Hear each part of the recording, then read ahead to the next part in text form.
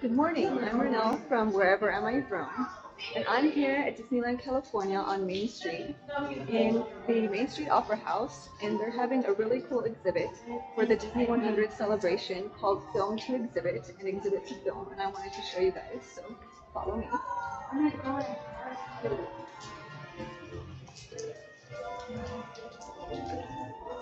So I'll kind of walk you guys around and tell you kind of what they have on the signs here. I'll face you around so you can see it. So Disney 100, Years of Wonder, film to attraction, attraction to film. Disneyland Park started from a daddy with two daughters, wondering where he could take them, where he could have a little fun with them too. The park was also an opportunity for Walt Disney to tell stories in a new way, bringing his two-dimensional, animated, and live-action films to life in the three-dimensional, real world. It would be as if guests walked right through the silver screen, like Alice stepping through the looking glass, and were immersed in the enchanted forest, Neverland, Toad Hall, and Davy Crockett's West, now becoming characters in Disney stories themselves. It is not known if Walt ever dreamt of Disneyland Park attractions becoming films themselves. It would be more than 45 years before this happened with, of all Disney shows, Country Bear Jamboree becoming the Country Bears in 2002. But when Pirates of the Caribbean, The Curse of the Black Pearl premiered in 2003, it opened a treasure trove of new cinematic storytelling possibilities for and from the Disney parks. This exhibit not only focuses on the Disney motion pictures that became the Disneyland Park and Disney California Adventure Park attractions, but on those that went the other way as well.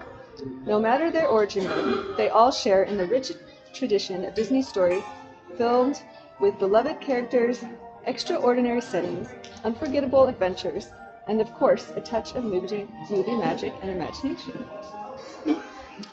So, I'm going to take you guys over here, where it first began. There's a little central hub in the middle here, with all the attractions that opened on the opening day of Disneyland, except for Pinocchio's Daring Journey. So let's start with Snow White's Enchanted Wish, which was, of course, the first animated film from Disney. So it says, Snow White's Enchanted Wish. In the original opening day version of the attraction, there was no Snow White in Snow White's Adventures. That's because guests were Snow White. Everything was from her point of view. Unfortunately, this caused confusion among many guests who wanted to see Snow White, not be her. In 1983, as part of the new Fantasyland, the attraction finally added Snow White and became Snow White's Scary Adventures. However, now it was too frightening. That led to the most recent version of the attraction, the kinder, gentler Snow White's Enchanted Witch, which debuted in 2021. So this is from Snow White, the Old Hag. So lovely named. This witch first debuted in the 1970s at Mainstreet's jewelry shop. She was built with animation that was triggered by a push button from a cast member at the counter. She would talk to her captivated audience before she rattled her chains and banged on the window while her eyes glowed yellow. After some time in the 1990s, she was moved to the villain shop in Fantasyland, currently known as Merlin's, where she continued to rattle everyone through her cage. In the 2000s, the shop closed to be reimagined, and she was lost to time, until Walt Disney's Imagineering found her in 2022 and refurbished her. If you'd like to learn more about Mr. Frederick Douglass, I suggest you go and try Mr. Toad's Wild Ride. An opening day attraction at Disneyland Park that debuted just 5 years after the premiere of its source material, The Adventures of Ichabod and Mr. Toad. Mr. Toad's Wild Ride offered guests the opportunity, J. Thaddeus Toad longs for, in the animated featurette but never gets, the chance to drive a motor car. Expanding on the film and its backgrounds and styling, the Fantasyland attraction takes guests on a madcap journey through Toad Hall and the surrounding countryside, concluding with easily the most unique ending in the annals of Disney park attractions. Great moments, Mr. Lincoln, starting at the back lobby screen just above our fireplace. Please be seated. Peter Pan's Flight, one of several attractions in Fantasyland known as a dark ride. Peter Pan's Flight features show sets painted with black light paint and illuminated in ultraviolet light, rather than traditional show lighting. This makes the colors far more vibrant and fanciful than they would be using traditional lighting. But what makes this attraction so unique is its ride system, in which the vehicles, the pirate galleons, are suspended from an overhead rail, giving guests the sensation of not just flying through the skies over London and Neverland, but really believing they've become a part of the story. Casey Jr. Circus Train in Dumbo. When Disneyland Park debuted in 1955, Dumbo ranked as one of Disney's most successful animated films. So it seems natural to prominently feature it in not just one, but two opening day Fantasyland attractions. Originally, the flying elephants were going to represent the pink elephants on parade from the film, but Walt didn't like the idea of guests soaring on besotted pachyderms, so all of them became Dumbos, gray with colorful hats and collars. In 1983, the attraction was moved closer to the Casey Jr. Circus Train, creating a little neighborhood devoted exclusively to the still beloved classic. And the storybook Land Canal boats. The first version of the attraction, which opened with Disneyland in 1955, was Canal Boats of the World, envisioned as a journey past miniature cities and landmarks. However, due to time and money concerns, it debuted without cities or landmarks, or even trees and landscaping. Within a year, though, small-scale, highly detailed settings from such Disney animated features as Snow White and the Seven Dwarfs, Pinocchio and Cinderella began to appear along the banks, leading to the attraction that's still there today, with a few modern additions. We'll come back here to Pinocchio, which opened a little bit later. Although based on Disney's second animated feature, released in 1940, the attraction didn't make its Disneyland Park debut until more than 40 years later, with the opening of New Fantasyland in 1983. It's a challenge translating an 88-minute animated feature into a 3-minute ride. Imagineers accomplished this by focusing on scenes from the film that could be effectively rendered in 3 dimensions and provide the most storytelling impact. Gotta hand it to those Imagineers. Next we have Sleeping Beauty Castle. Sleeping Beauty Castle and the walkthrough attraction inside it are rare instances of a Disneyland Park attraction opening before the motion picture did. The castle was part of the park on opening day in 1955. The walkthrough attraction, featuring scenes from the still-in-production animated feature, debuted in 1957. Sleeping Beauty, the film on which they were based, wasn't released to theaters until 1959.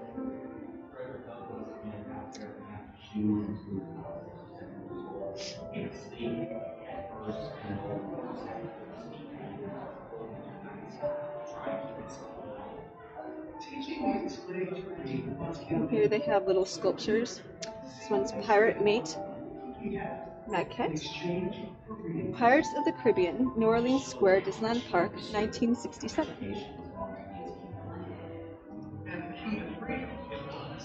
The Menacing Pirates Maquette. Pirates of the Caribbean, New Orleans Square, Disneyland Park, 1967. Sorry, he had to go to the bathroom, so I was kind of waiting at both places to watch for him for the bathroom. Pinocchio's Daring Journey, Fantasyland, Disneyland Park, 1983. Alright, fast forward to The Incredibles.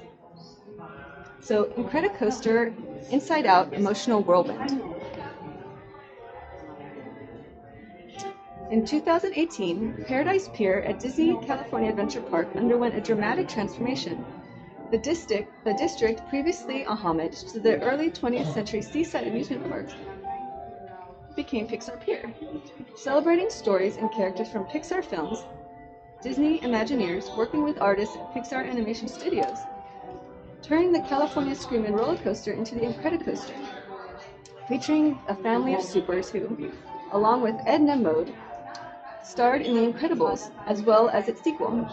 A new attraction was also added, a spinning experience in the world of emotions headquartered with many of the characters from Inside Out.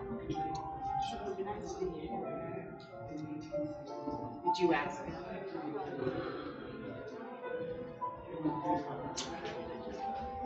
Little Mermaid. Ariel's undersea adventure. Much of the 1989 animated classic, The Little Mermaid, takes place under the sea, which means that any attraction based on the film should probably do the same. However, short of outfitting every guest in scuba gear, that was unworkable. So the challenge became making guests feel as if they were underwater. Disney Imagineers achieved this through lighting, projection, and even a change in the air temperature. The rest was following along as Ariel fell in love, got her legs, lost her voice, and won the prince, all to the tune of the memorable musical numbers that bring all these immersive environments magically to life.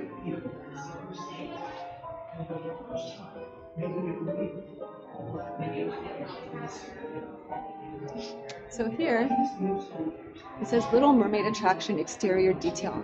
Bronze Ariel statue styled after the Little Mermaid statue in the Copenhagen harbor. And then bronze Sebastian looks on.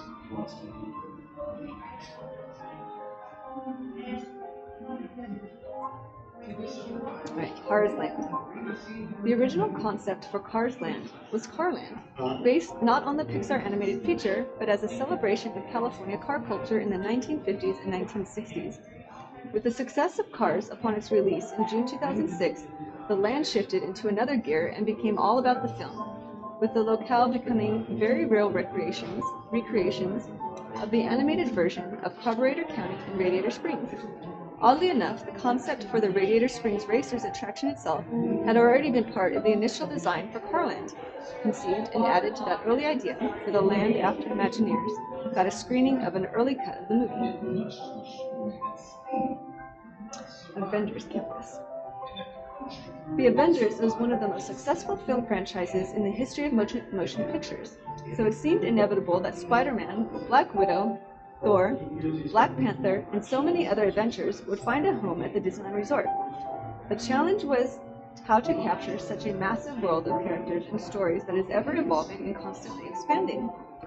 So the solution is Avengers Campus. It opened at Disney California Adventure Park in 2021 with a visual style that fits the look and feel of the films while being flexible enough to grow and develop alongside this dynamic universe.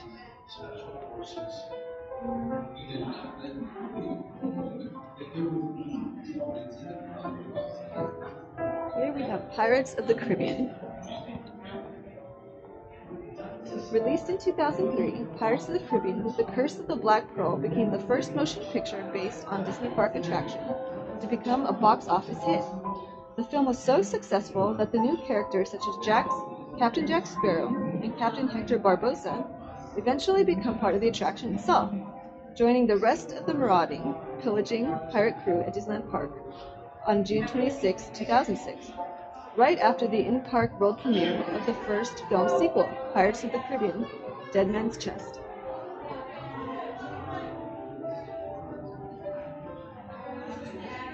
My favorite, the Haunted Mansion, the most spirited show in New Orleans, if not all of Disneyland Park. Haunted Mansion is the happy haunting ground of 999 ghosts, goblins, and ghouls, who are just dying for guests to join them. The first concept for a haunted house-like experience at Disneyland Park materialized as far back as 1951. Its development went through several lives and deaths, including the construction of the mansion building itself in 1963, before it finally opened in 1969. Today, the Haunted Mansion is one of the most popular and beloved attractions in the park and has spawned at least one motion picture. And another one is going to soon be released, which I'm very excited about. So this one says Haunted House, South Elevation, scale, let's see if we can get in there, 1/9 to 1.0, 1/4. I don't know, maybe you guys understand this. I think it's maybe 1/4 to 1. And then it says 11/14/61 MAD, reduced to 5 inches. Maybe that makes sense to some of you guys. Hopefully. All right, let's head over here.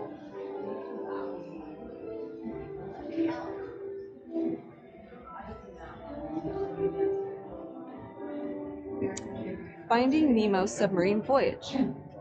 the original submarine voyage and its eighth subs plied the waters of the Tomorrowland Lagoon for almost 4 decades at Disneyland Park, making their last voyage in 1998. The attraction returned in 2007 as the Finding Nemo submarine voyage, featuring the popular characters from the 2003 Pixar film. Disney Imagineers worked closely with the original Finding Nemo team from Pixar Animation Studios to design the environments for the coral reef in the attraction's finale scene. While the characters seen in the attraction were created by many of the same animators who worked on the film. That is a little bit creepy. Alice in Wonderland. Also my favorite. Most prevalent in the Disney parks than it ever was in movie theaters, the Mad Cap 1951 film has spawned 2 Disneyland attractions, the Mad Tea Party, an opening day original, and Alice in Wonderland, which debuted in 1958. Both were significantly retooled with the rest of Fantasyland in 1983 and 1984, as well as a shop called the Mad Hatter.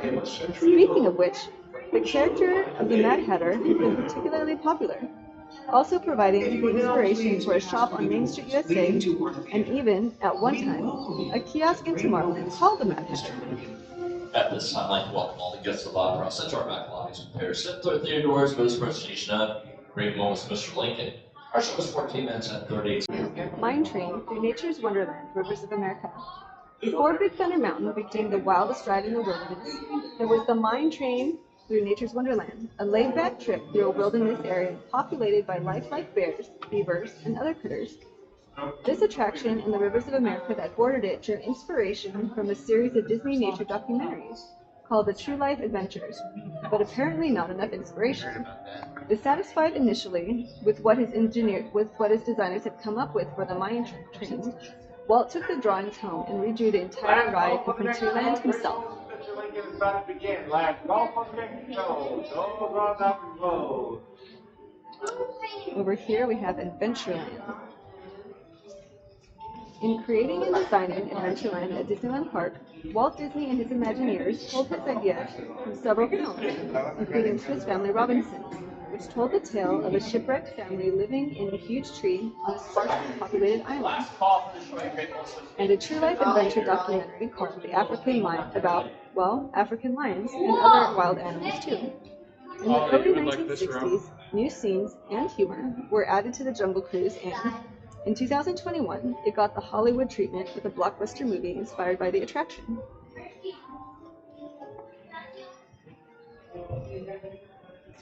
Indiana Jones Adventure. In teaming up to bring Indiana Jones, one of the most iconic action heroes in cinematic history, to the Disneyland Resort, George Lucas and Disney Imagineers sought to create an entirely new adventure for the intrepid archaeologists and guests. A few familiar motifs from the films were employed, including the rolling boulder and Indy's fear of snakes, but the result was a fresh take on the Indiana Jones saga, one that involves a trek to the Temple of the Forbidden Eye, and an encounter with an ancient icon that turns the Adventureland attractions into a thrilling experience.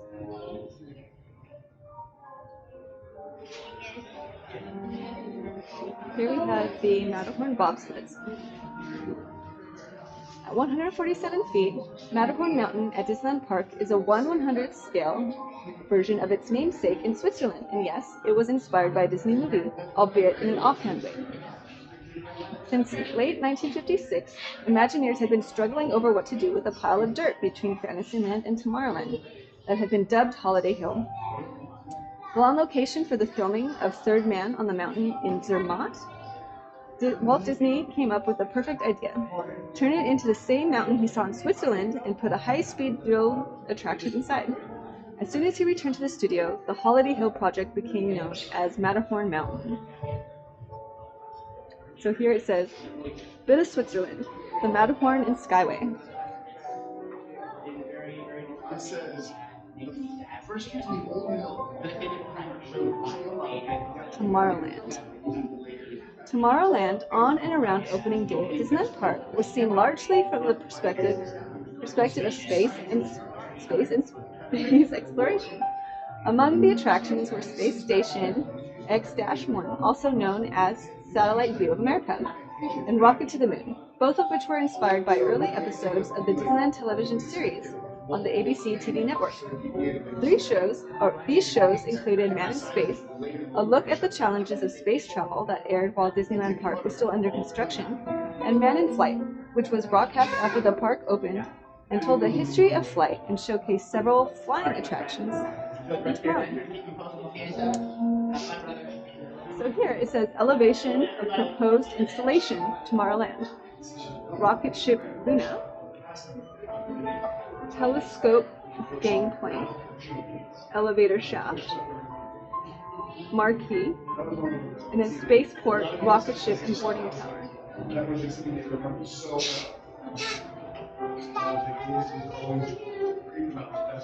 Here it looks like a back, like something was imprinted on the back of the page.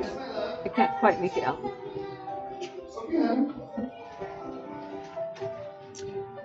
Here we have Star Tours. A short time ago, 1987, in a nearby galaxy, Tomorrowland, the first attraction to feature stories and characters that were not originally part of Disney opened at the Disneyland Resort.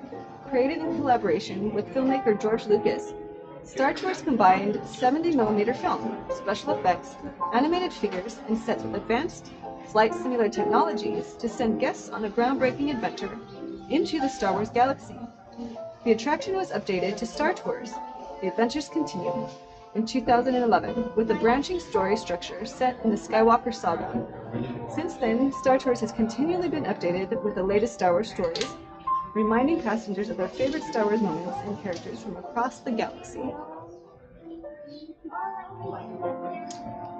And then I think the newest land, Star Wars Galaxy's Edge. When Lucasfilm joined forces with the Walt Disney Company in 2012, the Star Wars presence at the Disneyland Resort expanded to include an entire land devoted to characters and stories from a long time ago in a galaxy far, far away. Star Wars Galaxy's Edge transports guests to a new original world, an outpost on a planet called Batuu. But as the story goes, Black Spire Outpost was once a forgotten land in the great expanse of the galaxy. But resistance fighters, attracted by its remote location, established a base there. All was well until the First Order discovered their presence.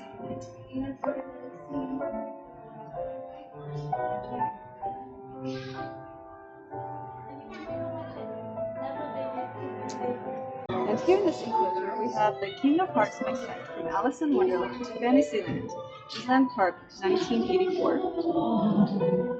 The King and Queen Graveyard maquette from the Haunted Mansion, New Orleans Square, Disneyland Park, 1969.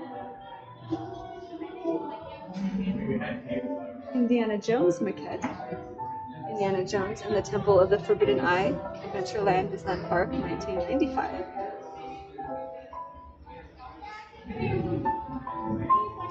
And the Indian Elephant maquette, Jungle Cruise Adventureland, Disneyland Park, 1962.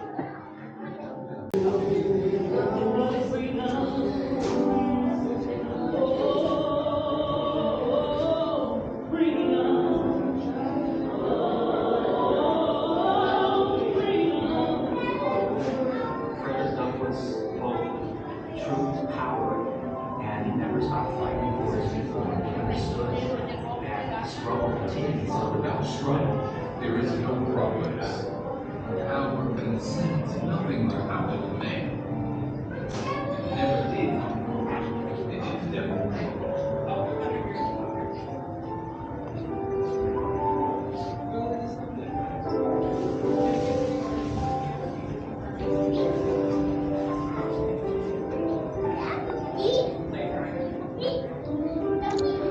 Hey, Rocco, Leo. So we keep our hands first all in there, okay? Leo? Leo. We keep our hands first all in there, okay?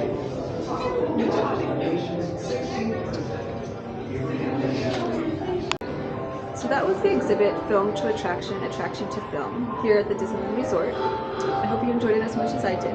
See you next time.